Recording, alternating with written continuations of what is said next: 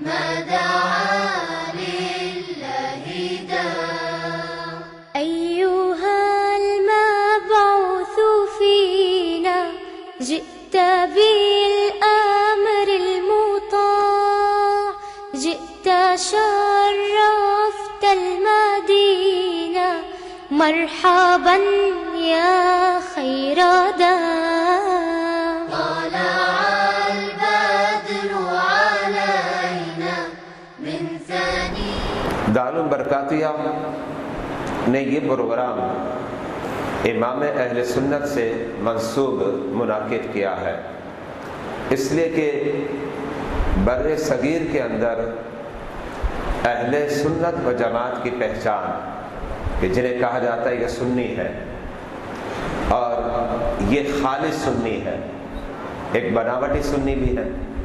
آپ جانتے ہیں جو آج کل اپنا نام سنی رکھے ہوئے ہیں لیکن در حقیقت وہ سنی نہیں ہے، اور انہوں نے اپنا لیبل سنیت کا اس سے لگایا کہ انہیں پتہ ہے کہ یہی وہ مذہب ہے جو دور صحابہ سے چل رہا ہے. تو یہ جو لیبل ہے سنیت کا، جو جنتی افراد کا لیبل ہے، بعض لوگوں نے سوچا یہ لیبل چوری کر لیں اور چوری کر کے ہم اپنا نام بھی سنی رکھ دیں، لیکن یاد رکھیے گا جو سچ ہے وہ سچ ہے، جال حق ہے، اور جو باطل ہے وزحق الباطل ہے.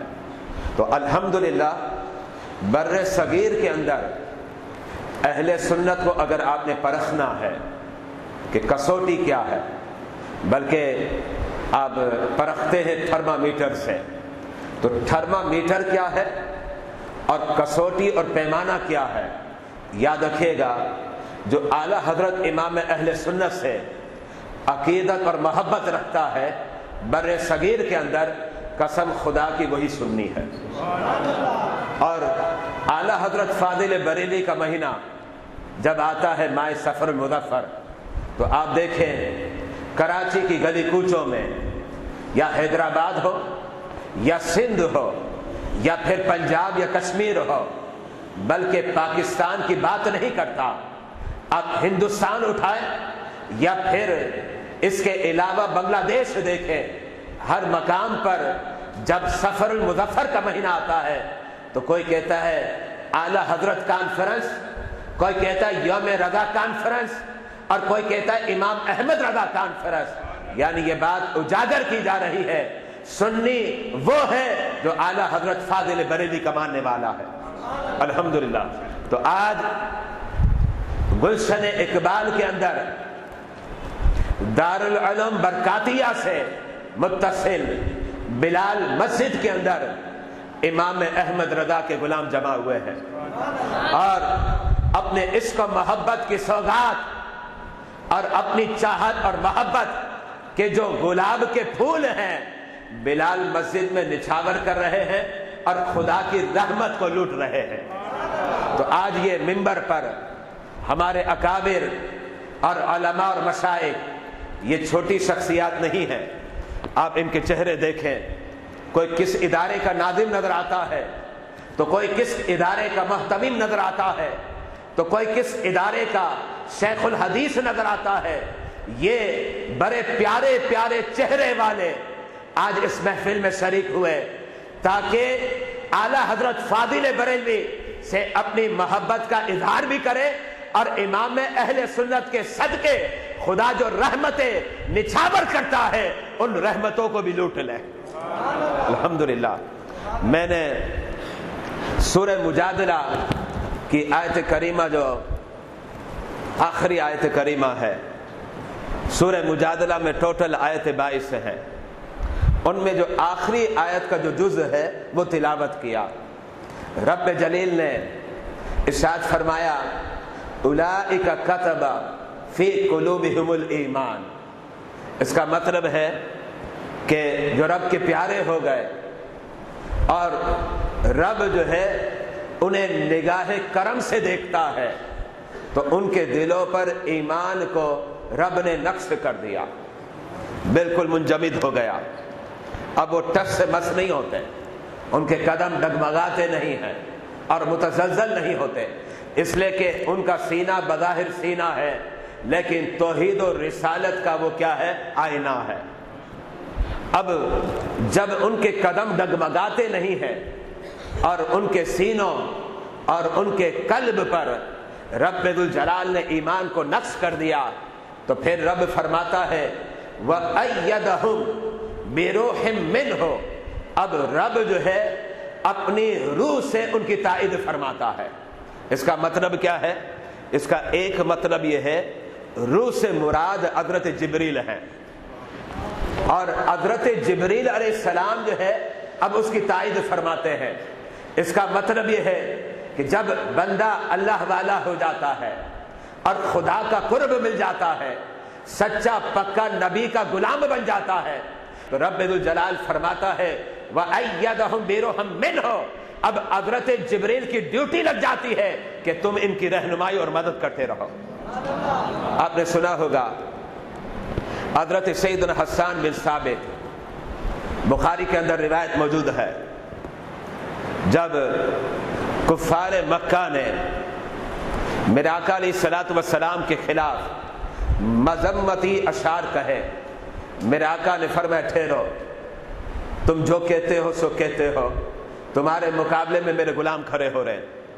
حضرت سیدنا حسان بن ثابت کو کھڑا کر دیا، فرمایا میری شان میں اشعار کہو، اور جو یہ کفار بدبخت میرے خلاف اشعار کہتے ہیں تم ان کی اگینسٹ میں اور مقابلے میں اشعار کہو۔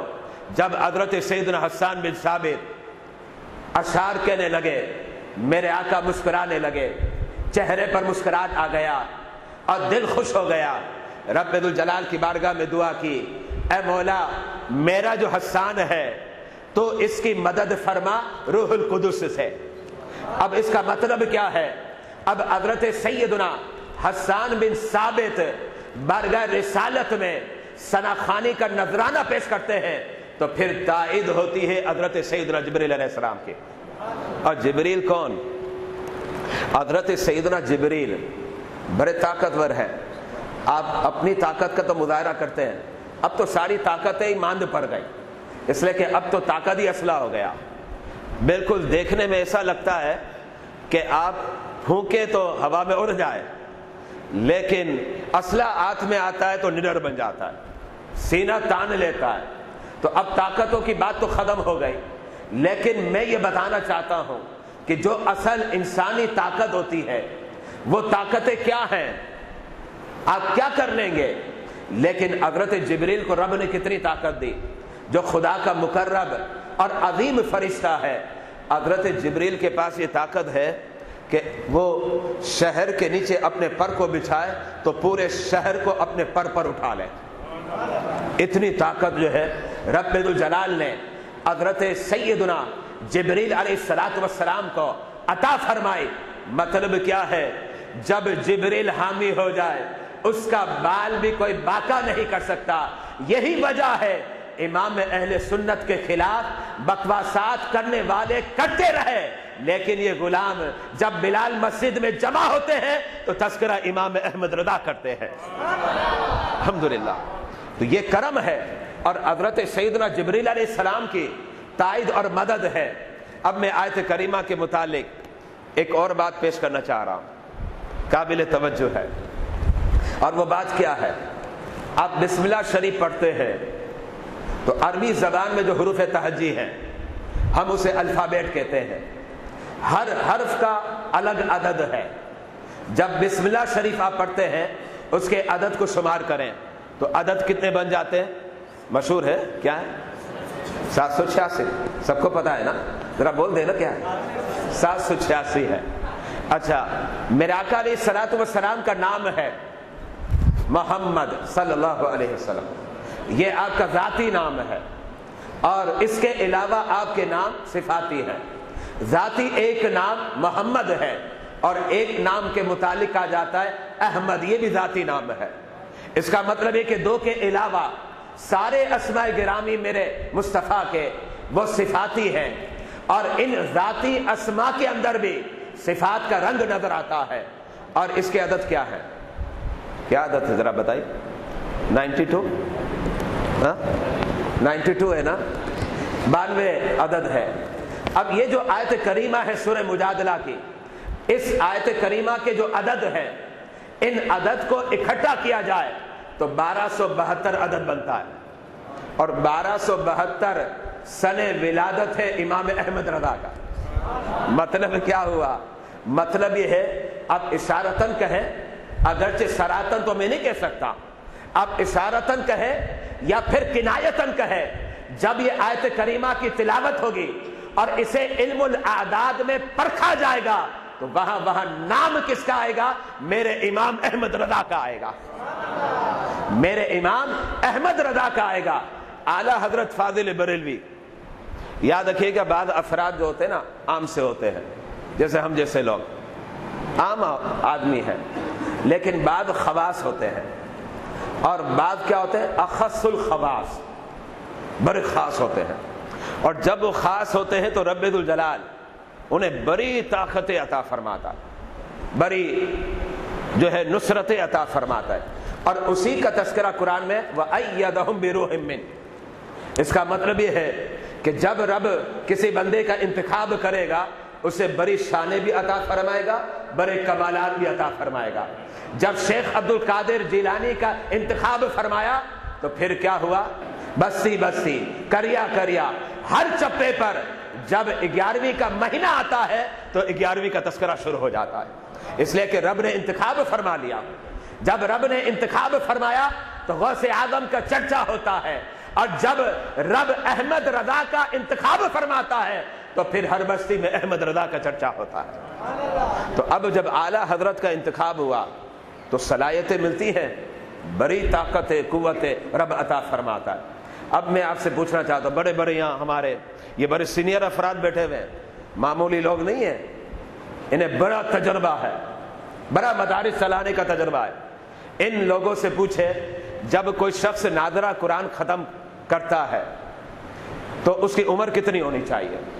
کوئی کہے گا ہو سکتا ہے 6 برس ہو سکتا ہے 7 برس ہو، کوئی کہے گا 8 برس ہو، کوئی کہے گا 10 برس ہو، اپنے اپنے تجربے بیان کریں گے۔ لیکن اعلیٰ حضرت فاضل بریلوی سے چونکہ رب نے خدمت لینی تھی تو اب انتخاب ہو چکا ہے۔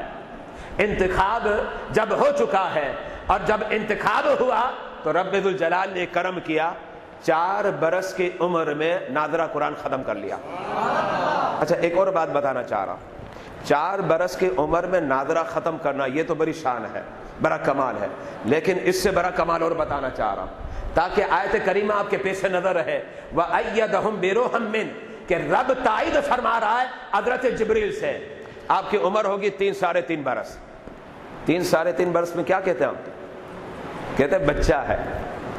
3 ساڑھے 3 برس کی آپ کی عمر ہے، اور آپ کسی درسگاہ میں پڑھنے نہیں جاتے تھے، آپ کے والد ماجد نے اہتمام کیا تھا گھر میں قاری صاحب آئیں گے، وہ آپ کو پڑھائیں، کیونکہ اعلیٰ حضرت نے زیادہ علم جو ہے اپنے خاندان سے حاصل کیا، اپنے والد ماجد سے حاصل کیا۔ تو اب گھر میں قاری صاحب آئے ناظرہ پڑھانے کے لیے، غالباً وہ حافظ قرآن نہیں تھے، ناظرہ پڑھا رہے، اور اعلیٰ حضرت کوئی کلمہ پڑھائے قرآن کا تو وہ زبر پڑھا رہے ہیں۔ زبر سمجھتے ہیں اوپر ہوتا ہے نا، زبر عام طور پر لفظ کے اوپر ہوتا ہے اور زیر نیچے ہوتا ہے۔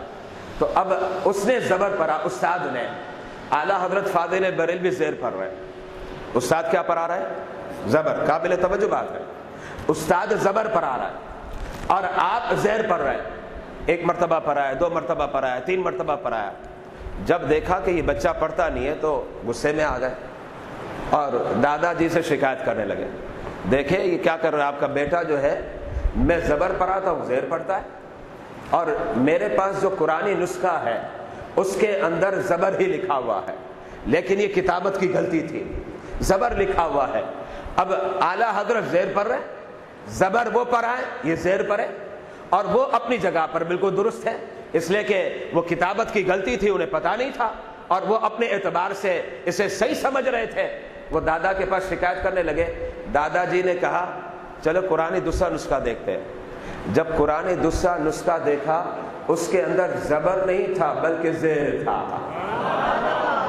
جو اعلیٰ حضرت پڑھ رہے تھے وہی زیر نکلا۔ اب دادا حضور جو ہے اپنے بیٹے کے پاس گئے، شہزادے کے پاس، احمد رضا، 3.5-4 برس کی عمر ہے.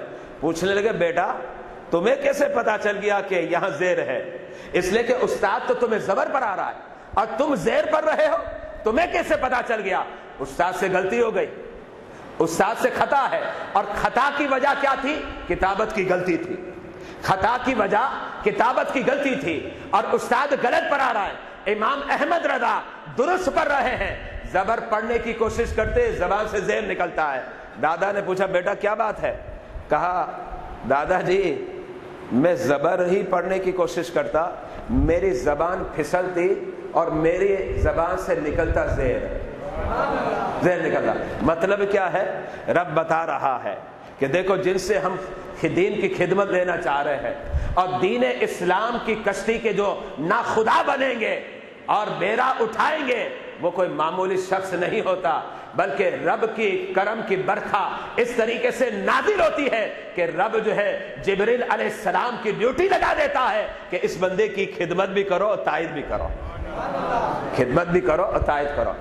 اب رب جو ہے جب کسی سے خدمت لینا چاہتا ہے تو حافظہ بھی بڑی کبھی دیتا ہے. یہ سارے ہمارے اساتذہ بیٹھے ہوئے ہیں, کوئی درس نظامی کا مدرس ہے, حفظ کا مدرس ہے, انہیں پتا ہے کہ آج کل حافظے کتنے ہمارے کمزور ہیں. ایک بات کو 10 مرتبہ سنتے پھر بھی یاد نہیں ہوتا. لیکن اعلیٰ حضرت فاضل بریلوی کا حافظہ قربان جائیے, بات یہ ہے کہ رب دین کی خدمت لینا چاہ رہا ہے اور دنیا سنیت کا امام بنانا چاہ رہا ہے, دنیا سنیت کا امام بنانا چاہ رہا ہے. تو اعلیٰ حضرت فاضل بریلوی ابھی چھوٹے تھے, آپ کو استاد جو ہے سبق پڑھا رہا ہے, کتابیں پڑھا رہا ہے. آپ نے کیا کیا؟ استاد نے کتاب پڑھا دی. اب آپ نے کتاب کو کے اندر سبق کو 1 مرتبہ, اکثر آپ 1 مرتبہ پڑھتے اور کبھی کبھار آپ 2 مرتبہ پڑھ لیتے. اب استاد پوچھتا بتاؤ میں نے کیا پڑھایا؟ اعلیٰ حضرت حرف ٹو حرف سنا دیتے. اب یہ حرف ٹو حرف جو ہے لفظ بڑے آسان ہے, لیکن اگر آپ کو تجربہ کرنا ہے تو پھر خود پڑھ کے دیکھ لیں. اب دیکھیں نا, میں نے تقریر کی تو کوئی کہہ سکتا ہے بعد میں کہ بھائی آپ نے جو تقریر کی اس کا خلاصہ یہ ہے, لیکن اسے جا کر پوچھو لفظ ٹو لفظ تو سنا کے دکھا, حرف ٹو حرف تو سنا کے دکھا. تو بڑے بڑے جمع لفظ ٹو لفظ نہیں سنا سکتے, لیکن اعلیٰ حضرت امام اہل سنت وہ کتاب جو مختصر ہے وہ بھی لفظ ٹو لفظ سناتے, اور وہ کتاب جو مطول ہے وہ بھی لفظ ٹو لفظ سناتے ہیں. میں آپ کو کہتا ہوں, آپ کالج سے تعلق رکھتے ہیں نا, یونیورسٹیوں سے بھی تعلق رکھتے ہیں, یہ جو پروفیسر ہوتے ہیں جب ایک لیسن آتا ہے, بورڈ سامنے موجود ہے, کیا کرتے ہیں؟ آج لیسن کون سا ہے؟ پوری تیاری کرتے ہیں, گھر میں سارا سبق جو ہے تیاری اسٹڈی کرتے ہیں, کہتے ہیں اب سہل انداز میں سمجھائیں گے. اب یہ پروفیسر جس کی تنخواہ کتنی ہوتی ہے؟ 1 لاکھ, 1.5 لاکھ, 2 لاکھ, 2.5 لاکھ, 4 لاکھ, 5 لاکھ. وہ پروفیسر کیا کرتا ہے؟ اب سبجیکٹ پڑھاتا ہے, لیسن پڑھاتا ہے اور سمجھا دیتا ہے. طلباء بڑے خوش ہوتے ہیں, ہمارے پروفیسر نے بڑے اچھے انداز میں سمجھایا. لیکن میں آپ سے پوچھنا چاہتا ہوں, آپ اپنے پروفیسر کو بعد میں کھڑے ہو کر ادب کے ساتھ استاد ہے, ادب کے ساتھ استاد ہے, احترام کے ساتھ استاد ہے, آپ پوچھے تو صحیح جو لیسن آپ نے ہمیں پڑھایا کیا لفظ ٹو لفظ آپ بتا سکتے ہیں؟ تو پروفیسر آپ کو کیا جواب دے گا؟ کہے گا مفہوم تو سمجھا سکتا ہوں, مرکزی خیال تو سمجھا سکتا ہوں, لب لباب تو سمجھا سکتا ہوں, سہل انداز میں سمجھا تو سکتا ہوں, ایزی انداز میں سمجھا تو سکتا ہوں, لیکن کہے گا لفظ ٹو لفظ نہیں سنا سکتا, لفظ ٹو لفظ جو ہے نہیں سنا سکتا. لیکن میرے امام احمد رضا کے حافظے کو دیکھیے, جب کتاب پڑھ لیتے ہیں بعد میں کوئی پوچھتا ہے آپ لفظ ٹو لفظ سنا دیجئے, اعلیٰ حضرت فرماتے ہیں کون سی بڑی بات ہے, 1 مرتبہ نہیں سینکڑوں مرتبہ لفظ ٹو لفظ سنا دوں گا. یہ اعلیٰ حضرت کو رب ذوالجلال نے حافظہ عطا فرمایا. حافظے کی ایک اور مثال پیش کرتا ہوں تاکہ دوسری مثال بھی آپ کے ذہنوں میں آ جائے. جب کوئی حفظ قرآن کرنا چاہتا ہے بڑی محنت کرتا ہے بیچارہ, تبھی تو اتنا اجر ملتا ہے. مشقت کے بعد, تکلفات کے بعد حافظ قرآن بنتا ہے, اور پھر حافظ قرآن بننے کے بعد کہا جاتا ہے تجھے یاد بھی رکھنا پڑے گا. اب حافظ قرآن بنتا ہے, سبق کو یاد کرتا ہے, تکرار کرتا ہے, بڑی محنت کرتا ہے, لیکن اعلیٰ حضرت کی شان کیا ہے؟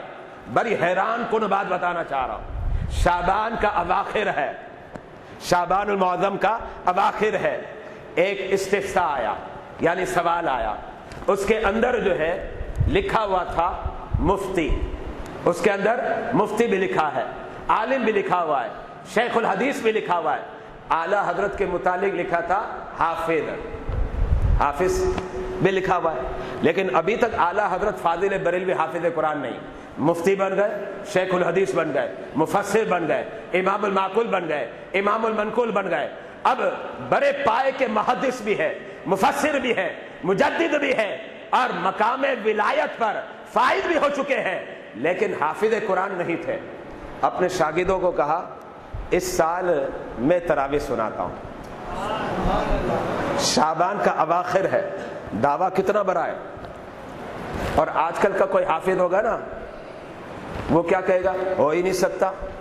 अब तुलबा जो है परेशान हो गए, शागिद परेशान हो गए, उस्ताद ने कहा कि इस साल तरावी में सुनाऊंगा।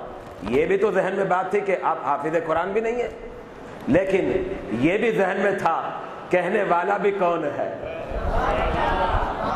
मेरे जैसा दावा करता तो कोई जुटला देता, आम आदमी को दावा करता तो तकदीब कर दी जाती, लेकिन यहां दावा आला हजरत इमाम अहले सुन्नत कर रहे हैं, जिनकी तायद कैसे हो रही है। कुरान कहता है वअय्यदहुम बिरूहिम मिन, कि जिब्रील उसकी तायद कर रहे हैं, जिब्रील जो है उसकी तायद कर रहे हैं। आला हजरत ने फरमाया इस साल तरावी में सुनाऊंगा। अब क्या हुआ, चांद रात आ गई, और चांद रात आती है तो जाहिर बात है रोजा पहले नहीं आता। क्या रोजा पहले आता है? पहले तरावी आती है, और हाफिज को पहले तरावी सुनानी पड़ेगी, तो तरावी पहले आ गई। अब एक रिवायत सुनिए क्या है, यह भी मैंने अकाबिर उलमा से सुना कि आप इशा से कबल, जब इशा का वक्त होने वाला होता, एक पारा अव्वल से आखिर पढ़ लेते। कितनी मरतबा? कितनी मरतबा? एक मरतबा। अब इशा की अजान होती, आप सुन्नतें पढ़ते, इसके बाद फर्ज होते, फर्ज के बाद तरावी में वो पारा सुना देते, सिर्फ एक मरतबा। एक रिवायत ये है। अब दूसरी रिवायत सुनिए। दूसरी रिवायत ये है, होता ये था इशा की अजान होती, अब इशा की अजान और जमात के दरमियान जो गैप होता, कितना गैप होता है? तकरीबन 15 मिनट। 15 मिनट में आला हजरत एक पारा पढ़ते और तरावी में सुना देते। अब देखिए ये हाफजा जो मिला है, इतना शानदार हाफजा, बज़ाहिर अकल इसे तस्लीम नहीं करती, अकल इसे ठुकरा देती है, लेकिन याद रखिएगा बज़ाहिर अकल जिसे ठुकरा दे, कसम खुदा की अगर वली से सादिर हो उसी को तो करामत कहते हैं, और नबी से सादिर हो तो उसी को मौजूदा कहते हैं। तो ये आला हजरत फाजिल बरेलवी की करामत थी कि आप एक मर्तबा एक पारा पढ़ते और तरावी में वो पारा सुना दिया करते हैं, और ये आला हजरत का हाफजा है। और याद रखिएगा जब रब किसी से दीन का काम लेना चाहता है तो बड़े शानदार हाफजे देता है। इमाम बुखारी का हाफजा सुनिए, बड़ा शानदार है। इमाम अहमद बिन हंबल का हाफजा देखिए, बड़ा शानदार है। इमाम अहमद बिन हंबल को एक नहीं, दो नहीं, हजार नहीं, लाखों हदीसें याद थी। आपको कोई ऐसा मुहद्दिस भी नहीं मिलेगा जो कहे कि मुझे 5000 हदीसें याद है, 5000 हदीस सनदन और मतनन याद है। मेरे ख्याल से वो भी नहीं मिलेगा। काश मिल जाए। दुआ तो करे ना, दुआ तो करनी चाहिए कि हाँ कोई ऐसा मुहद्दिस हो कि जिसे 5000 हदीस है सनदन और मतनन याद हो, कोई ऐसा मुहद्दिस हो कि जिसे 10,000 हदीस है सनदन और मतनन याद हो। लेकिन जब इमाम अहमद बिन हंबल की बात आती है तो हजारों का फिगर तो छोटा हो गया, कहते मुझे लाखों हदीसें याद है, इसलिए कि दीन की खिदमत लेनी थी। और जब इमाम बुखारी की बात आए तो कहा सैकड़ों तो कम है, हजारों तो कम है, मुझे लाखों हदीसें याद है, इसलिए कि रब इनसे दीन का काम लेना चाहता है तो हाफजे भी बड़े कभी अता फरमा दिए। वअय्यदहुम बिरूहिम मिन, ये आयत करीमा का जुज़ कह रहा है। अच्छा, हजरत सैयदना इमाम मोहम्मद का नाम सुना होगा। हजरत सैयदना इमाम मोहम्मद फिक़ह हनफी की असास और बुनियाद है। आज जो आपके सामने फिक़ह हनफी है, आप जो बिलाल मस्जिद में नमाजें पढ़ते हैं ना, ये जो नमाजों का जो नक्शा, जो आपका मैप बना हुआ है कि आप ऐसे तकबीर तहरीमा कहते हैं, फिर हाथों को जो है नाफ के नीचे बांधते हैं, फिर आप रुकू में जाते हैं, پھر آپ سجدے میں جاتے ہیں. یہ پورا جو نقشہ بنانے والا کون ہے؟ یہ نقشہ بنانے والا امام اعظم ابو حنیفہ ہے, اور اس کا پرچار کرنے والے کون ہیں؟ حضرت سیدنا امام محمد ہے. حضرت سیدنا امام محمد ہے.